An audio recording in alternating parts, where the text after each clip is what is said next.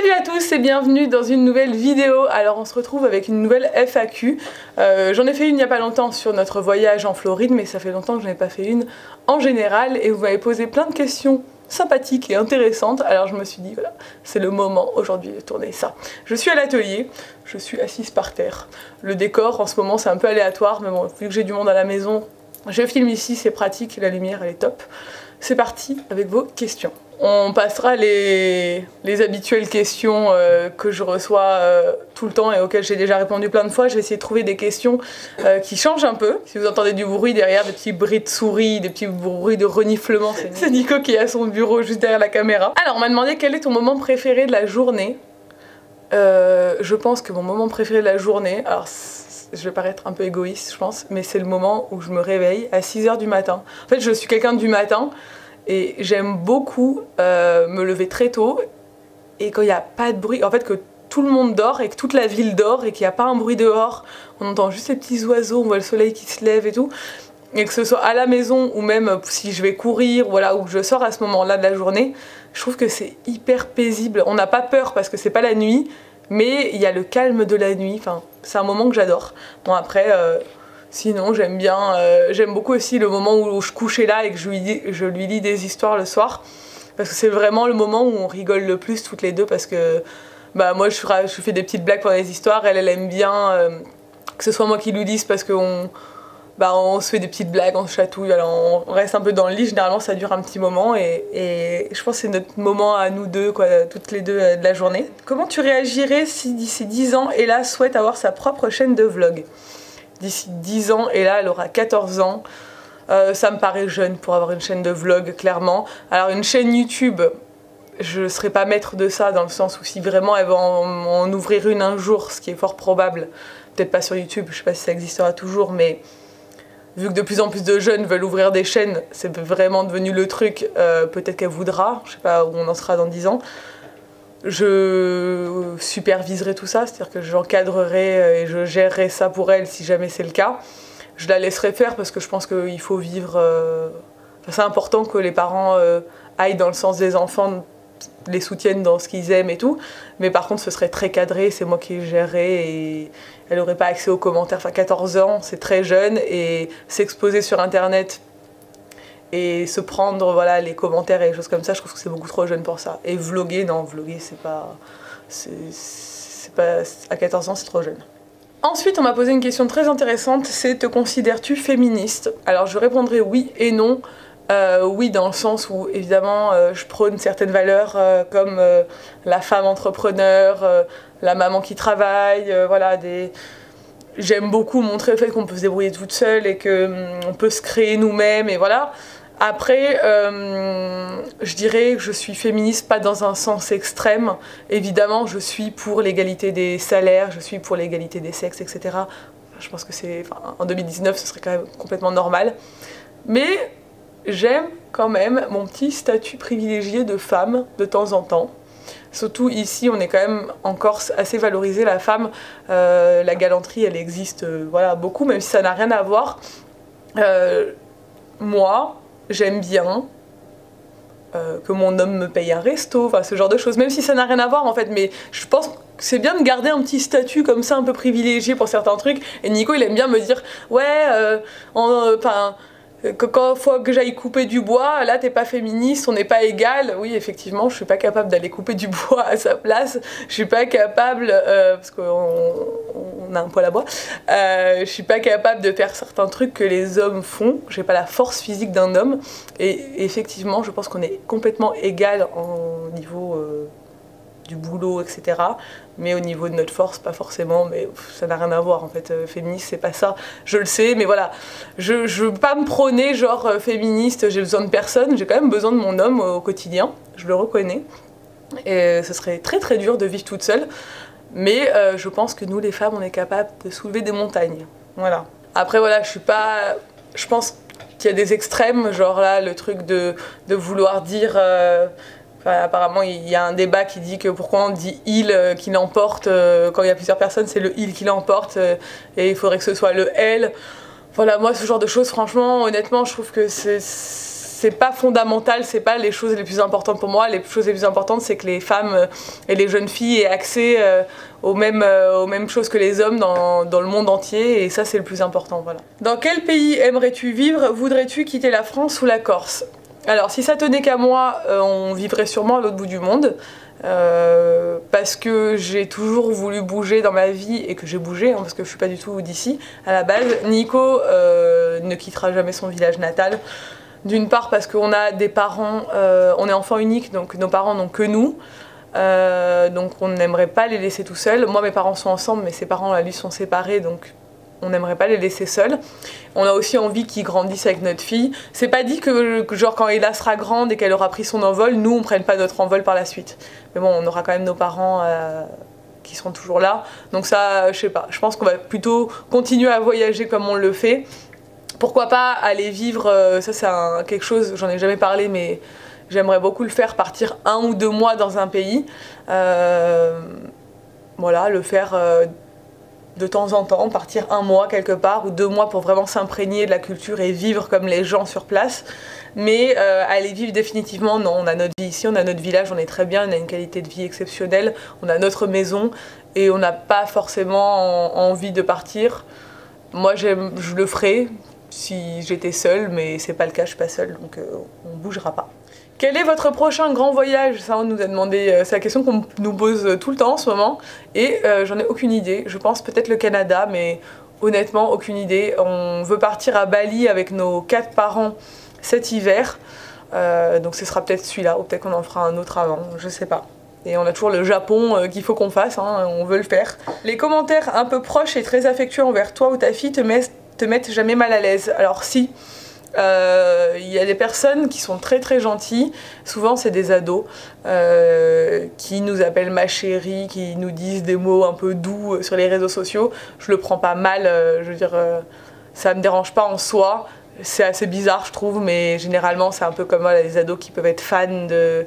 Comme nous on pouvait être fans de stars à l'époque, il y a beaucoup d'ados qui sont fans de youtubeurs et de gens sur les réseaux sociaux, donc je comprends. Après, effectivement, c'est des gens que je connais pas, donc c'est un peu bizarre, mais je suis habituée, quoi. Quel filtre utilises-tu sur tes photos? Elles sont si belles. J'utilise Lightroom hein, comme application, et en fait, j'avais acheté plein de presets de différentes personnes, et je me suis un peu inspirée des retouches qui faisaient différents presets, et j'ai fait mon propre preset. Donc du coup, voilà. Je n'utilise pas un filtre établi, j'ai fait mes propres retouches sur Lightroom, j'en ai fait un preset, c'est-à-dire que je me suis enregistré ces retouches-là et je les applique sur mes photos. Après, je retouche toujours un peu la luminosité, des trucs comme ça. Mais c'est gentil, merci. Un jour, je vous montrerai, si vous voulez, comment je retouche les photos et enfin, comment je m'occupe de mon Insta.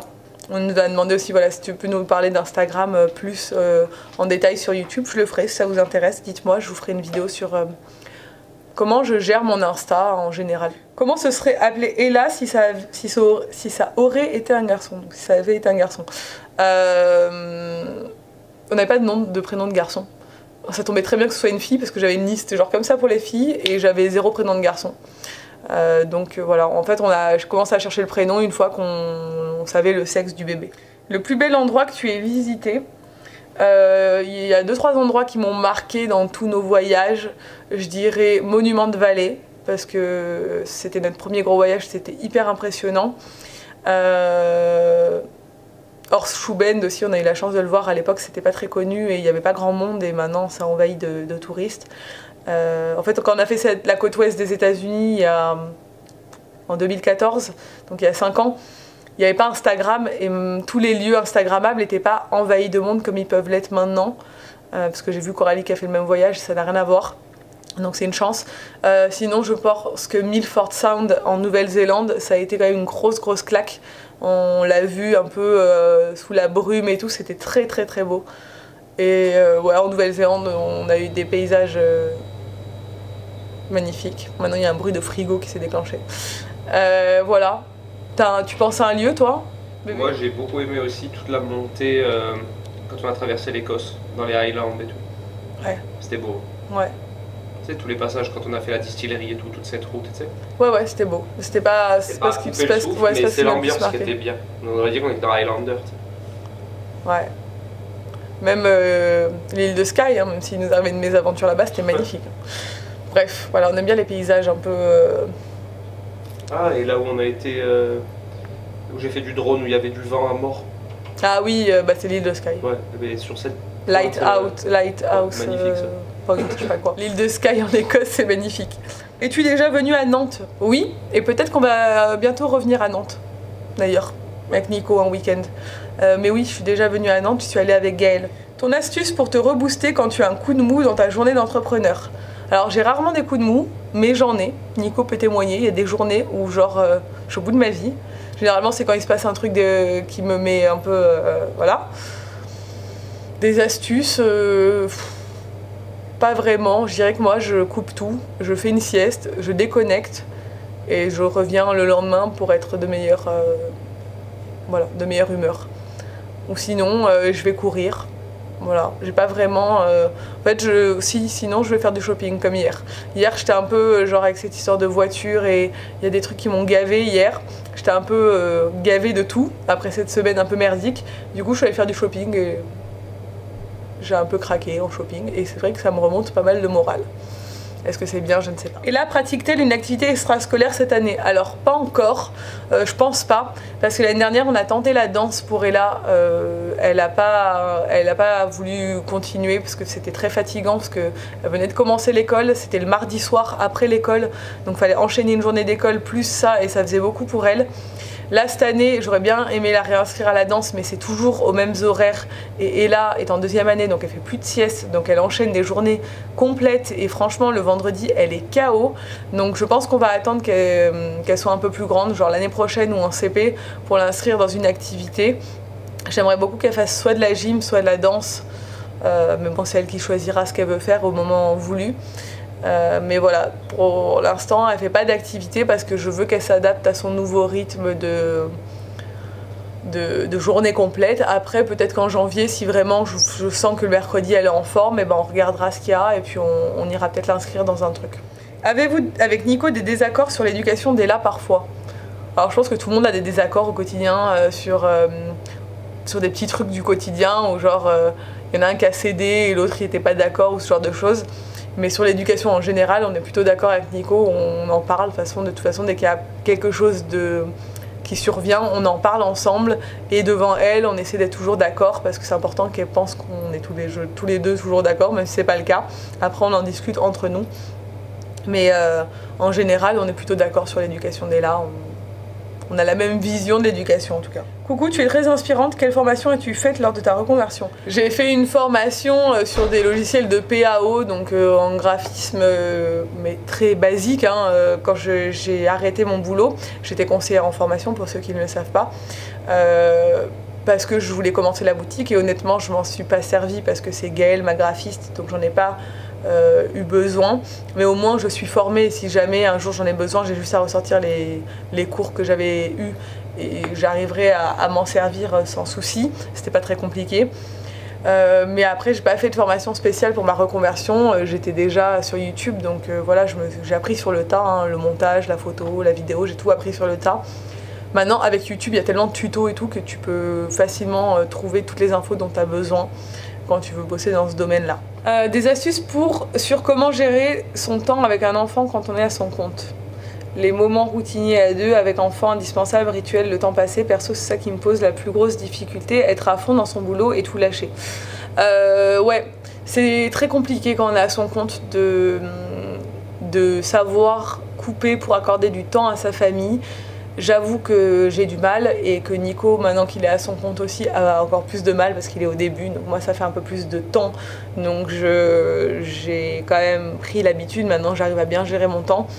On a la chance d'avoir nos 4 parents très disponibles pour nous aider dans notre quotidien. Donc mes parents, ils viennent régulièrement et même voilà, les parents de Nico sont présents. Donc Ella n'est jamais confiée à quelqu'un d'autre que quelqu'un de notre famille. Et ça, c'est une très très grande chance. Ce serait pas du tout pareil pour moi si elle était gardée à la crèche, enfin pas la crèche, la garderie je veux dire, après l'école et tout. L'école c'est un grand secours parce que depuis qu'elle est à l'école j'ai quand même beaucoup plus de temps pour moi, surtout quand elle mange à la cantine, ça me laisse des journées sans couper et j'essaie de tout caser dans ma journée.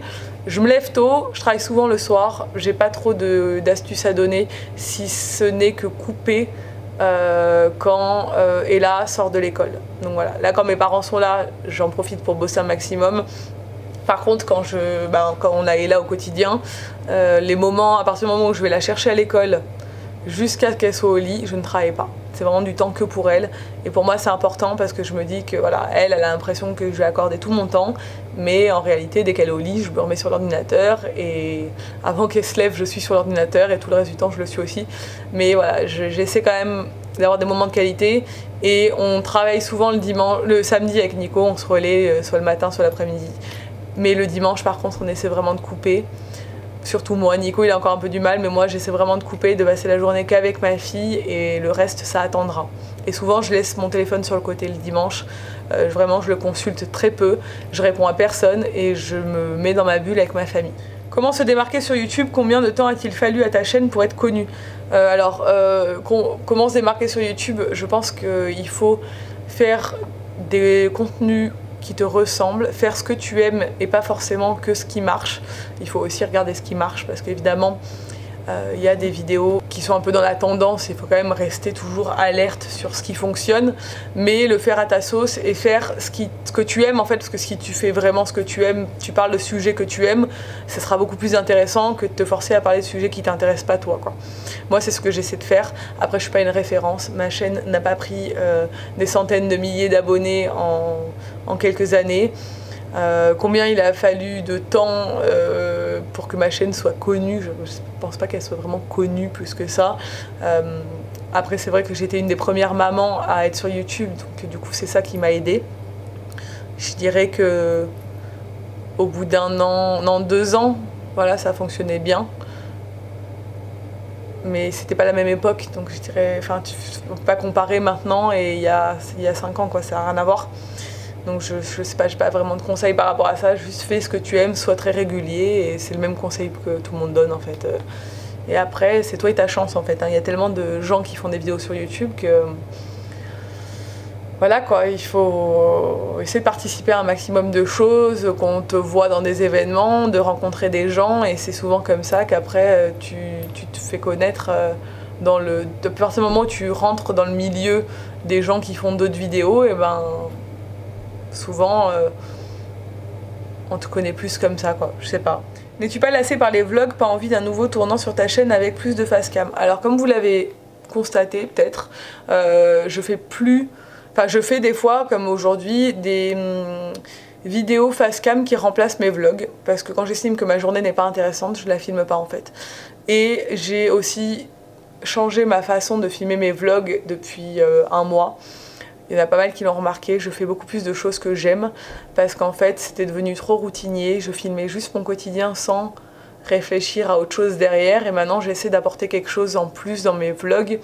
J'essaie de réfléchir en amont à ce dont je vais parler le lendemain en fait, sans mettre en scène en fait, juste en me disant bah voilà j'ai envie de faire ça, ça, ça dans ma vie, et ben aujourd'hui je vais aborder ça, demain j'aborderai ça et je vous en parle et je vous partage. Pourquoi tous ces appareils électroménagers font des bruits bizarres? Sa machine à café qui fait du bruit maintenant. Voilà, j'essaie d'aborder ça et de vous partager une chose par jour et de filmer mes vlogs différemment. J'ai pas envie d'arrêter le vlog parce que c'est vraiment ce que j'aime le plus, surtout quand je suis en voyage, j'adore ça. Mais même à la maison, je pense qu'il y a des choses à partager au quotidien qui sont cool. Mais voilà, j'essaie de changer un petit peu des choses sur ma chaîne en ce moment. Et de revenir vraiment à ce pourquoi j'ai commencé, c'est partager des choses que j'aime moi. Et pas juste simplement partager mes journées de façon sans autre chose derrière. Cela ne te manque pas d'avoir des collègues de travail classiques? Pas du tout. Généralement, moi j'ai toujours travaillé dans des bureaux avec des femmes. Alors moi j'ai jamais eu aucun souci, mais j'ai toujours assisté à plein de querelles de femmes les unes entre les autres et tout. Et franchement c'était très pesant et très chiant. Moi j'ai toujours bien entendu avec tout le monde, j'ai jamais eu trop de soucis avec personne, donc voilà. Mais c'était embêtant. On connaît la même chose sur YouTube, c'est-à-dire qu'on rencontre beaucoup de monde. C'est un milieu très féminin. Et tout le monde, quand vous regardez les vidéos, vous avez l'impression que tout le monde s'entend très bien et c'est tout beau, tout rose. Et honnêtement, c'est pas du tout le cas. Il y a beaucoup de gens qui sont très faux cul dans ce milieu. C'est pour ça d'ailleurs qu'on me voit rarement avec beaucoup de monde, parce que je me tiens à distance de tout ça, parce que j'ai pas envie de me prendre la tête, parce que les rares fois où je me suis vraiment commencé à sympathiser avec des gens, je me suis très vite rendu compte qu'en fait bah, c'est pas tes amis, en fait il y a personne, on est dans un milieu d'apparence, donc t'as vraiment du mal à savoir si les gens sont là par intérêt ou si vraiment ils sont sincères. La plupart des gens t'adorent quand ils ont moins d'abonnés que toi, puis après te calculent plus quand ils en ont plus que toi. Franchement, je me tiens à distance de tout ça. Il y a des gens très très sympas, j'en connais plein, hein, des youtubeurs très cool. J'ai des amis aussi hein, dans le monde de YouTube, mais peu, parce que je m'investis pas, parce que moi j'ai la chance d'avoir des amis d'enfance et un cercle d'amis proches. Nico, c'est la même chose, nous on a nos vrais amis dans la vraie vie. J'ai pas besoin de devenir best friend avec tout le monde en fait, tous les gens que je rencontre, c'est des copines. Il y en a beaucoup que j'apprécie, mais après je trouve que c'est un milieu qui est très malsain. Et j'ai pas envie d'être déçue par des gens, je l'ai déjà été, donc je m'investis peu, c'est peut-être une erreur, mais je m'investis peu. Après j'ai fait des magnifiques rencontres sur YouTube, notamment Gaëlle que j'ai rencontrée grâce à YouTube, qui est devenue une amie, Roxane que j'ai rencontrée aussi, qui est devenue une amie, il y en a plein, c'est devenu mes potes, des copines et tout, mais voilà, après je garde quand même distance avec tout ce milieu parce que j'ai pas envie de me prendre la tête. En fait, on entend tellement les uns parler sur les autres et tout que moi, ça me saoule ce genre de truc, donc je me tiens à distance de tout ça. Je vais répondre à une dernière question qui est « As-tu peur du temps qui passe? L'âge es-tu nostalgique ?» Alors oui, franchement, depuis que j'ai 30 ans, je l'ai déjà dit à plusieurs reprises, je me suis pris une claque. Clairement, j'ai des rides qui se creusent chaque jour, que je vois dans le miroir et je le vis pas très bien, honnêtement. Nico, il arrête pas de me dire « Mais on vieillit ensemble, t'as pas à te prendre la tête sur ce genre de trucs et tout. » Mais en tant que femme, je pense que c'est assez dur de se voir vieillir. Même si, bon, je suis pas si vieille, il faut pas abuser, 30 ans c'est pas vieux du tout, je me sens, c'est la meilleure période de ma vie, en plus je suis très bien dans mon esprit, mais après, physiquement, je trouve que c'est un peu dur. Et est-ce que je suis nostalgique? Pas forcément, parce que comme je le dis, pour moi c'est la meilleure période de ma vie. J'ai adoré mes 20 ans, j'ai adoré mon adolescence, enfin, franchement j'ai passé des super moments, mais c'est vrai que là, maintenant qu'on est bien installé. En fait, la période entre tes 20 ans et tes 30 ans, c'est un peu une période transitoire où tu commences à être dans la vie active, mais dans ta tête, t'es encore un gamin. T'as pas forcément trop de thunes parce que tu commences généralement ta carrière. T'es un peu en galère et tu vis pas dans un endroit de ouf parce que t'as pas les moyens. Enfin, toujours ce genre de truc à la vingtaine. Et en fait, à la trentaine, généralement, c'est un peu le moment où t'as ta famille, t'es installé, tu gagnes mieux ta vie, tu voyages, voilà, tu commences à voyager et tout. Enfin, en général, hein, généralise, c'est pas le cas de tout le monde, hein, je sais. Mais voilà, je pense que c'est une bonne période de notre vie. Donc je suis pas nostalgique, je suis très contente de vivre l'instant présent et j'essaie de profiter toujours de l'instant présent. Bref, je vais vous laisser, j'espère que cette vidéo vous a plu, c'était cool de répondre à vos questions. N'hésitez pas à la liker, à la commenter et à vous abonner si c'est pas encore fait et je vous dis à très bientôt dans une nouvelle vidéo. Ciao!